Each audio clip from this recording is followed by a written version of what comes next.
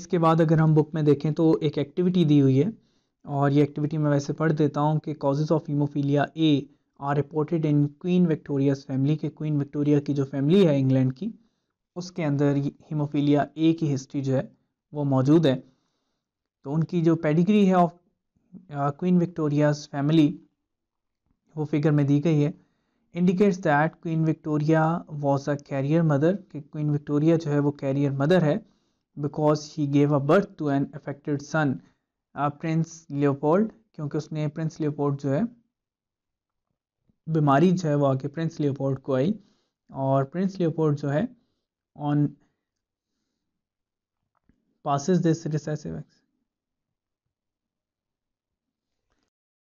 तो यहाँ पे हमारे पास एक एक्टिविटी है, अगर आप बुक में देखें तो ये एक्टिविटी बनाई गई है कि क्वीन विक्टोरिया जो है उसकी हिस्ट्री है कि उसके अंदर कौन सी बीमारी है, उसकी फैमिली में हीमोफीलिया ए जो है वो मौजूद है। तो हम देखते हैं कि इस एक्टिविटी में बेसिकली पूछा क्या है।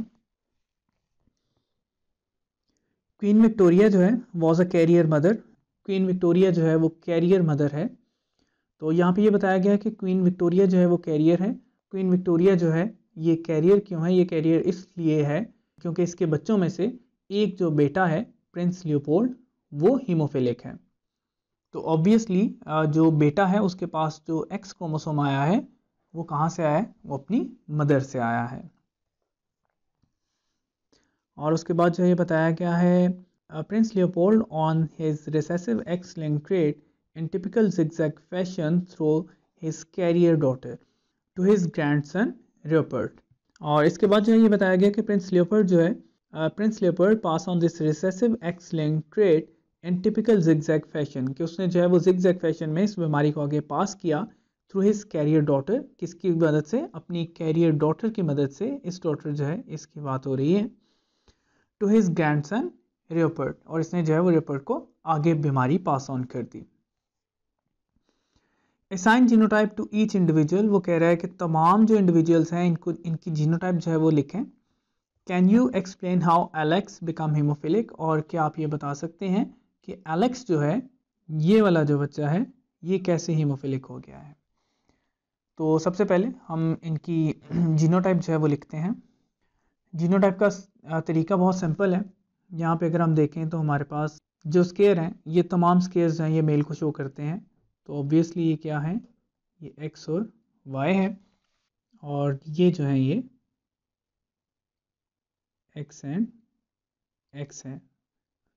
और क्योंकि ये नॉर्मल है तो इनके पास जो है वो कैपिटल एच होगा, जबकि यहाँ पर जो है वो एक कैपिटल एच होगा और दूसरा स्मॉल एच होगा। इसी तरह से इनके जो बच्चे हैं ये एक्स और वाई हैं और नॉर्मल हैं, ये भी एक्स और वाई हैं, ये भी नॉर्मल हैं, ये एक्स और एक्स हैं, और ये कैरियर हैं, एक कैपिटल एच होगा और एक इनके पास स्मॉल एच होगा। ये भी एक्स और वाई है, नॉर्मल है, एक्स और एक्स होगा, दोनों नॉर्मल हैं।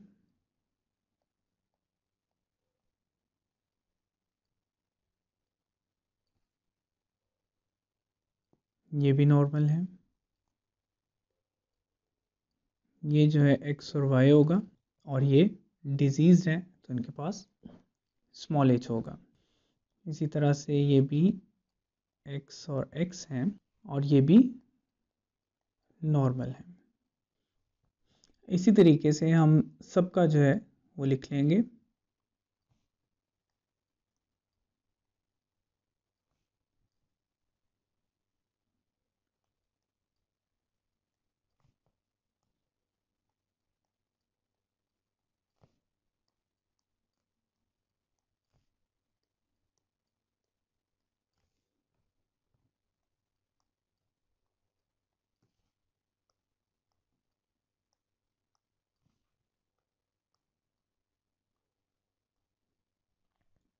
ये जो है ये हमारे पास नॉर्मल है, ये डिजीज है, ये कैरियर हैं,